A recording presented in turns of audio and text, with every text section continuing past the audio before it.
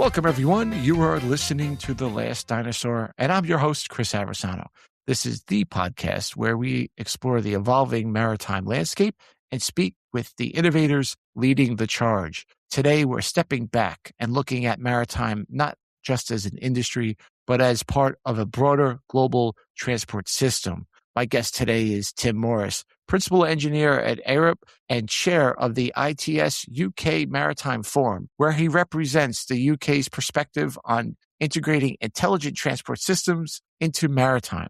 While sectors like aviation, road, and rail have embraced real-time data and system-wide coordination, maritime still operates in silos. This episode examines the gap and what is required to close it. Tim, welcome to the podcast. That's Chris. Great to be here, and thanks for inviting me on. Yeah, I'm excited to talk about this. This is an interesting topic. But before we get into it, talk a little bit about how you got to where you are and how you kind of really started to look at not just individual problems, but how they are all connected from a system-wide basis. Yeah, sure. So my background is in intelligent transport systems, but not from a maritime context. So I've not got a maritime background. I've got more of a highways background, so transport networks, and sort of as part of that work over the years, sort of keen interest in understanding how different highway networks sort of interconnect, so transport networks across urban and interurban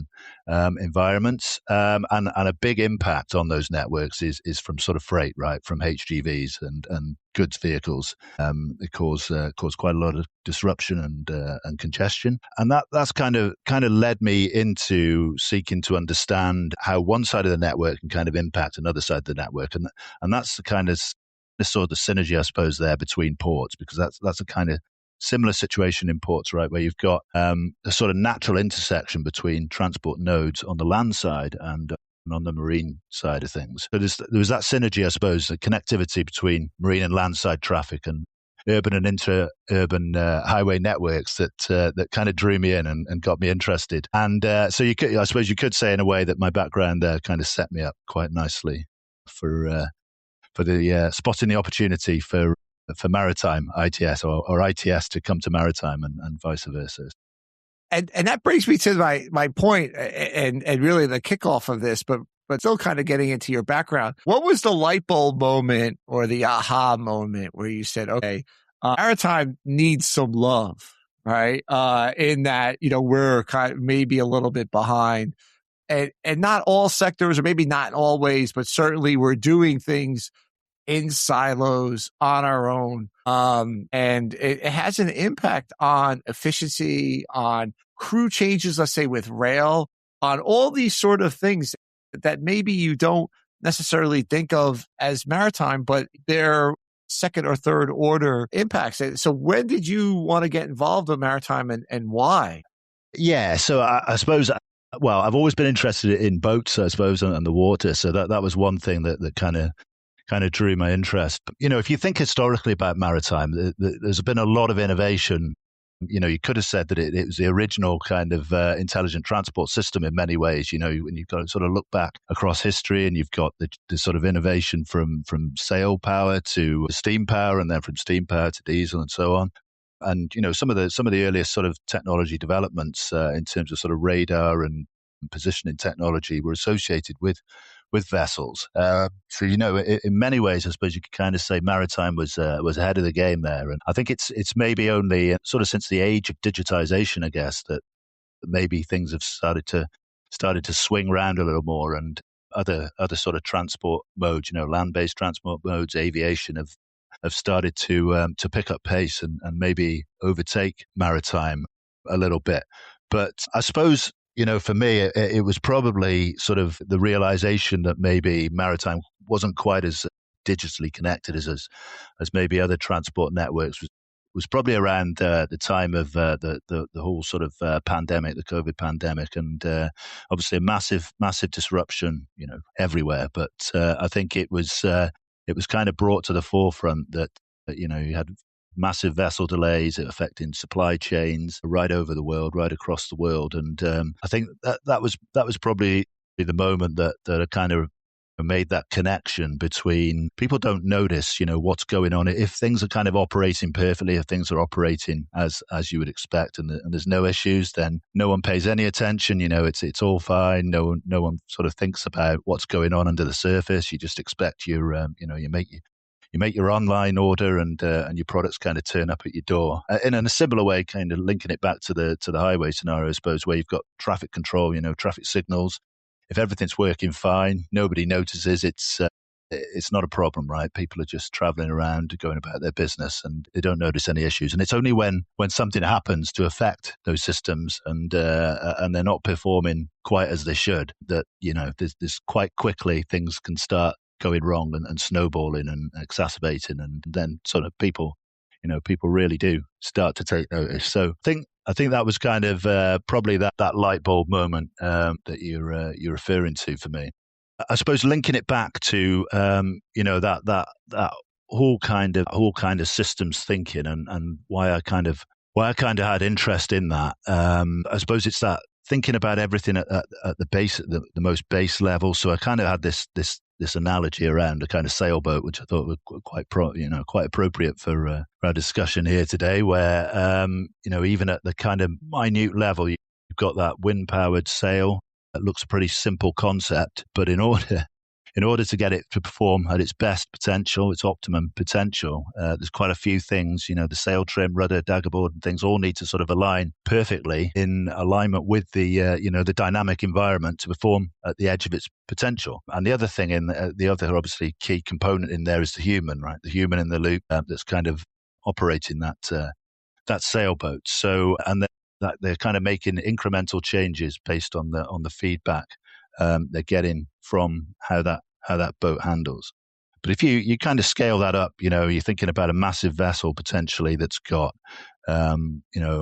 it's not possible for one person to kind of control that. Those feedback signals quickly get lost unless you've got a way of combining visibility and connectivity between all those individual sensors, all those individual sort of signals to be able to sort of manage that as a whole. So I think that was, that was kind of that leap, I suppose, that I kind of got me interested in kind of thinking about maritime systems and how they sort of play a connected part in the wider sort of transport ecosystem. So that brings me to kind of my next question is, what is a definition of an intelligent transport system in your words or in the words of what you're trying to work on? Because it's pretty clear that, you have to connect these things. Is that the end game, or is there other things like measurables that people look at in general that would make this be an intelligent transport system? And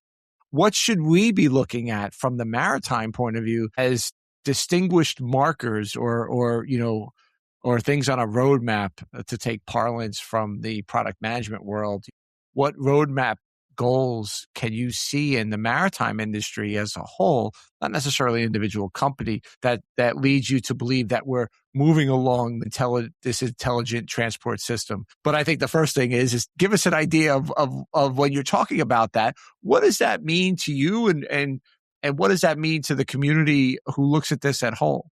Yeah, so I think, thinking about ITS, it's kind of evolved. Intelligent transport systems have evolved massively over the past 30 years or so. And like most sectors of society, the nascent digital tools and emergence of AI are changing the potential and the structure of the technologies that make up intelligent transport systems. But I think at its core, it's still really about the digitization of information on the one hand. So you've got that, digitized information, data, and then the provision of a secure and reliable communications infrastructure to support the transmission of that data. So, you've got to get that data either to adjacent systems, to end users, or to operators, with a kind of view to either improving and supporting improved visibility, coordination and optimization of decisions, and then enabling that user to make an informed decision or act as an input or control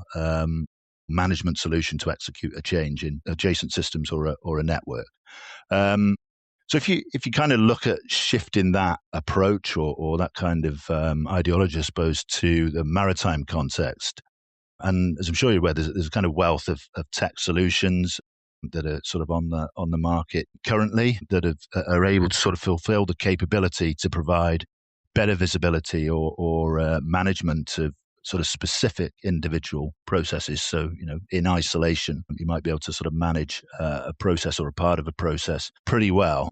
Say, for example, routing optimization. So, there's quite a lot of routing sort of tools and solutions on the market now. But I think what I've kind of seen, and I think what we've seen in the ITS community, is what's maybe lacking is that kind of overarching framework. So, something that's needed to sort of help lock those solutions together and serve a continuous information stream across the supply chain, so that navigational, going back to that navigational solution example, you've got navigational updates being handed to operational parties in a timely fashion, for instance, and operational updates are provided to administrative parties, smoothing sort of check and verifications at ports and for harbour administration requirements and that type of thing. So I think it's offering the sort of framework to be able to bring together digitized services in a reliable and secure communications environment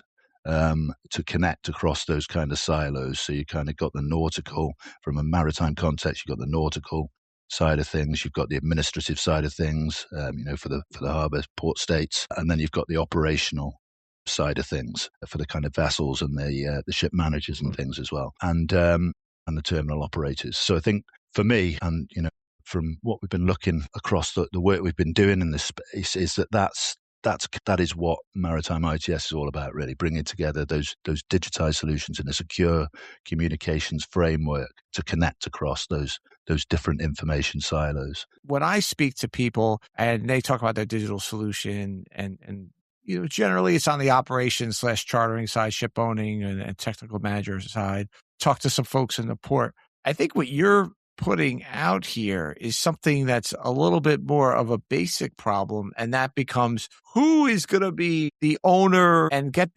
have the common language that everybody's going to speak, and to the owner of this interconnectivity. Because I think that this is really where, reading it from the outside, even though I do understand maritime, but reading it from the outside of this base case, that's really, it seems like, where the struggle is. And then you have to bring different cultures and regulations to bear, and kind of one big happy family is. I'd really love to hear kind of what, from not a regular, I don't know if you would describe the ITS group that you're working with the UK as a regulatory group, an advisory group, a little bit of both. But from your view and for your group's view, I'd love to walk a little bit about that challenge of who owns the system. It's partially a tech problem, partially a sort of change problem, transformational change.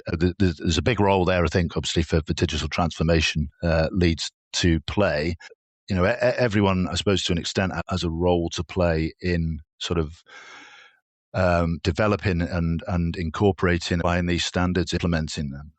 But I think for ITS engineers such as myself, I suppose, see a role there as well in helping facilitate implementation of digitalization. So connecting the users and the user needs, those defined user needs, with the technology solution providers to be able to deliver successful and sustained implementation, essentially, that kind of achieves agreed outcomes at an organizational level. Obviously, we've kind of seen, I suppose, there's a lot that maybe bigger ports, the kind of bigger global maritime organizations are doing kind of on their own. They've kind of got their own trajectories around this to an extent. But like you said before, right, Chris, there's all sorts of different types of cargo that are being moved around. It's not just about containers, and maybe some of those, maybe some of those more specialized cargo operations, and maybe some of the smaller ports are getting left behind a little bit. There's the potential, I suppose, for those types of businesses and maritime entities to lean in a little bit more to the work being done on data harmonization and seeing how they can adopt those tried and tested solutions as a way of working and working together as well, right? And just kind of bringing it back to, I suppose, the UK perspective. The UK is obviously quite a small island in relative terms, and So we rely, as other countries do, quite a lot on imports from around the globe. And I think, what we've kind of been discussing, I suppose, as part of ITS UK and the Maritime Group, is around the opportunity there to kind of take advantage, I suppose, of that geographical layout of the UK. The opportunity it presents for developing coastal shipping, for example, and for developing more inland shipping. Decarbonisation is a massive problem. Congestion's a massive problem on our highways. There's got to be more we can do to utilise coastal waterways and inland waterways that we used massively up until the sort of mid 20th century. Sort of link up to strategic last mile distribution. So bringing it back to connecting that marine side and land side transportation networks, bringing it back to maritime ITS, and that's really, I suppose, where we see the digital bridge, I suppose, if you like, between those marine operations and land-based transport operations. And we're sort of really keen to see how we can sort of leverage the work that's going on around standard harmonization and technology development to sort of strengthen those links between the two operational domains. So one of the things that you brought up, which was kind of interesting, you bring up cyber, you bring up some other things. I'm just kind of curious from an engineer point of view, from looking at your point of view and being involved in other areas, where do you think the deadlock can be broken? Stepping back even from the UK perspective, what do you think the place to start where you'll think you'll get the most traction, and having that traction lead to breakthroughs in other areas that, let's say, people are a little bit wary of, especially when it comes to commercial data and things like that? Because that's something that goes back. It goes back as long as I can remember. I was at a conference years ago, almost 8 years ago now, and they were talking about digitalization and data sharing. And I was sitting next to a friend of mine on the commercial side. He goes, yeah, that's never going to happen. From his point of view on commercial data, that gets to the heart of the matter of what you mentioned. But there has to be some data points that you can share, and you mentioned that, or some learnings that you could share, or have a standardization that doesn't give away the special sauce. Where do you think this start? Is cyber just a really kind of common way that we could move forward as an industry when we talk about intelligent transport systems? Yeah, I think linking to the cyber point, I think there's connectivity is definitely a big part of it, right? If you've got no continuous connectivity, just linking back to the sort of definition, I suppose, about ITS that I spoke about earlier, then there's no comprehension or no comprehension capability there to make intelligent decisions, and then that can become a major blocker to productivity. If you've not got those connected services, then decision making largely stays within the sphere of the vessel, or within the sphere of the terminal, for example. And I think what I've seen, and from the conversations I've had with ports and people interacting with ports, is that that's maybe one area where there's quite a big opportunity, to kind of really kind of kickstart things. So, terminal operators, as I'm sure you're aware, they're doing a lot. They've got a lot of automation built into terminals already. They're using data to kind of manage their own operations. But I think because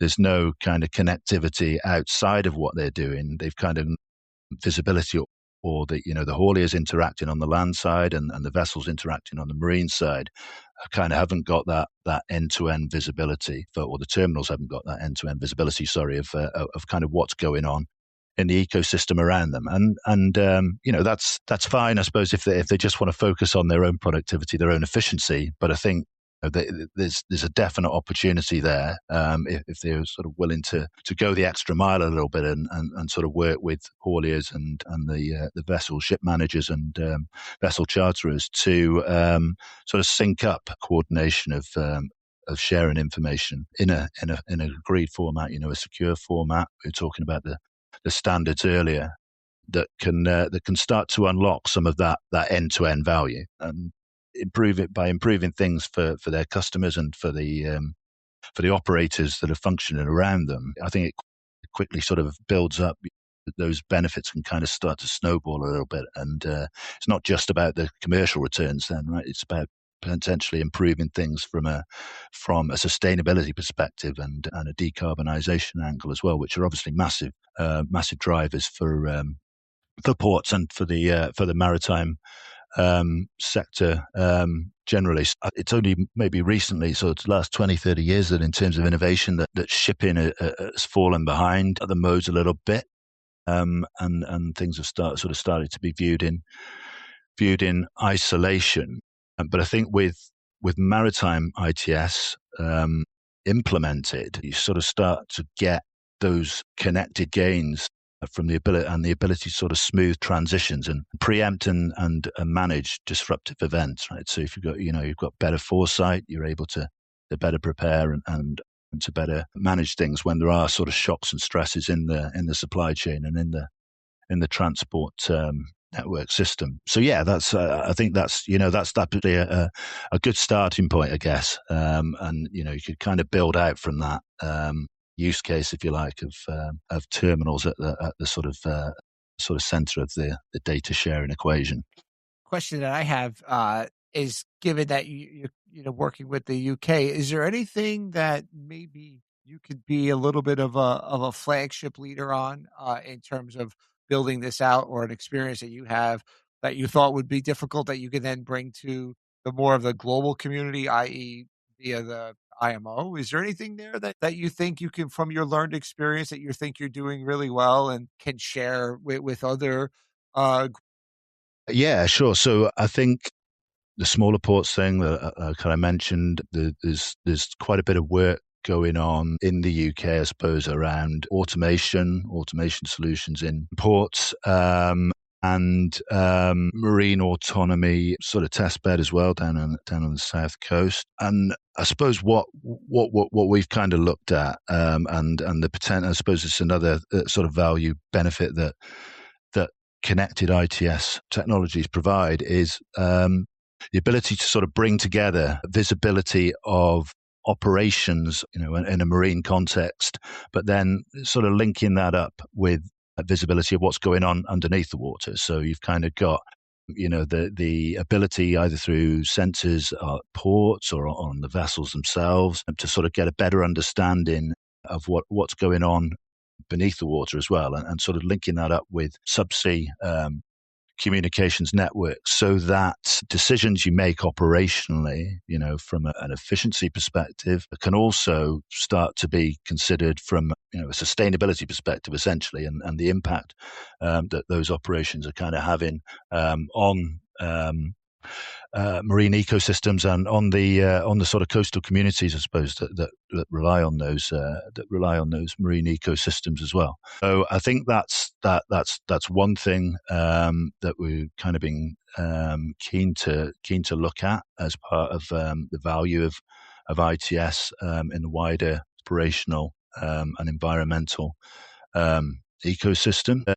Harmonized solutions for sort of coastal shipping operations that sort of keen to see more of in the UK, and that can be translated to other global regions as well. So you kind of seeing that for inland waterways, potentially in countries around the world. So we realized the importance of ITS and what it's going to look like potentially, at least just this from a high level connectivity. If we decide not to do anything as an industry, what do you think is the number one kind of negative that you would like to say to the maritime space of not having this kind of goal of interconnectivity of an intelligence system? What do you think the number one downside risk is? If you could say that like as an elevator pitch, I think that would be very interesting to hear what you think. In addition to sort of the risk, I suppose, of getting greater degradation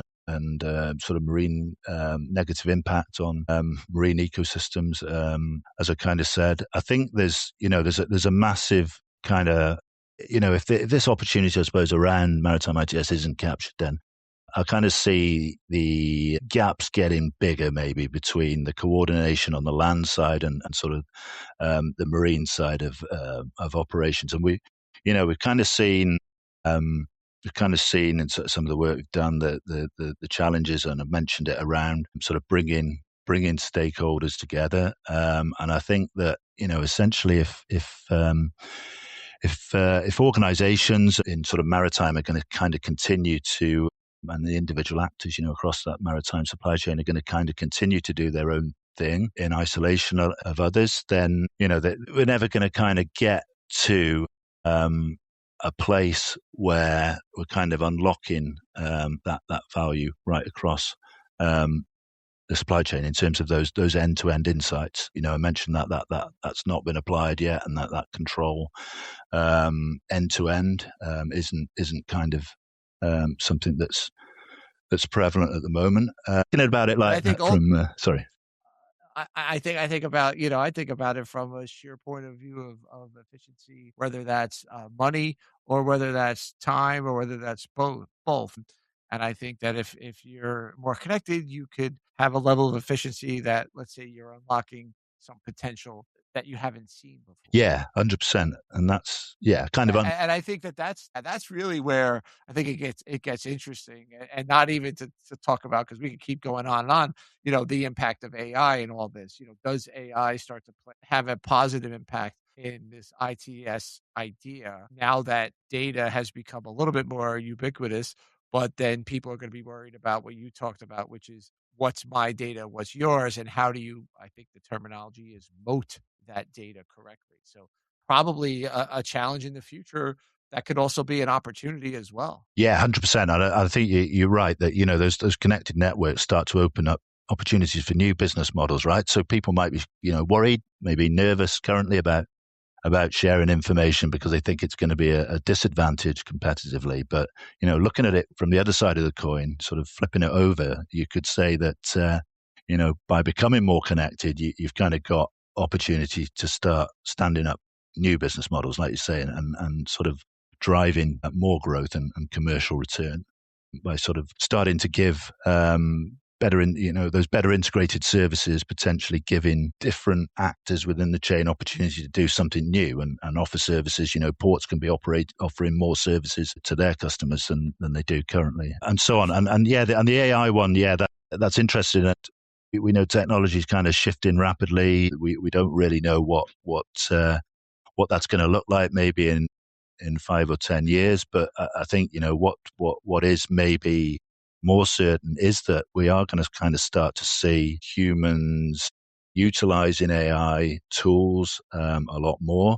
And whether that's kind of either removing the human in the loop from a safety perspective, which is potentially a good thing for traditionally sort of dangerous maritime activities. You're operating within sort of ports or on vessels, or whether it's AI tools to sort of support help operators develop new skills. So they're kind of working in tandem, and it's becoming a critical decision making tool or decision support tool.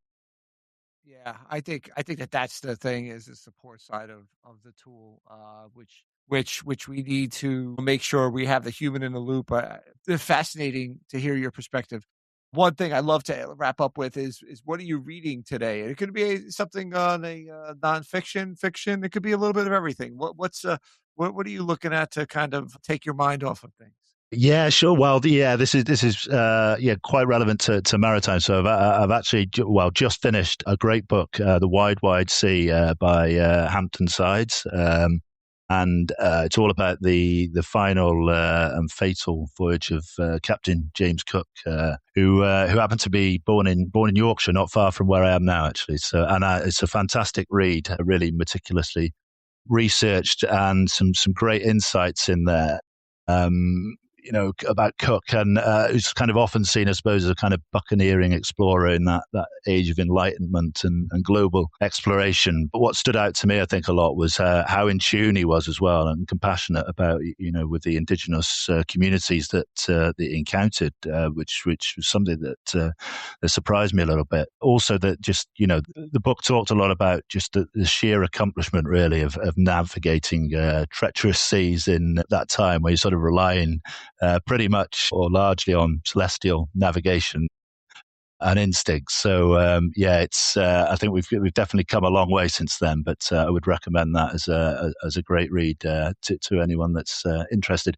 And I might also just, if I could, just mention that I'm also involved in writing a book on maritime ITS currently. So we've come together with a group of maritime experts working in maritime digitalization. So that's planned to be published later this year. So if there's anyone out there that is an expert in digitalization and interest in the maritime sector, do reach out, and we'd be happy to. Well, that's really interesting because we've had a few people, not somebody in a long time on the podcast that we haven't had somebody say they're writing a book. We've had at least 2 or 3 people, but it's been at least a year, if not 2, since somebody said they're writing something. So congratulations on your book. We look forward to hearing about that. Excellent. Tim, thanks for coming on and thanks for sharing, what you're doing in the UK, what the global ITS landscape kind of looks like, maybe some of the wins that we could have here in maritime that will support further, further advancement in this critical area that is definitely a slow go. Tim, thanks for coming on. I appreciate it. No problem. Thanks, Chris. And thanks for inviting me, and have a great day.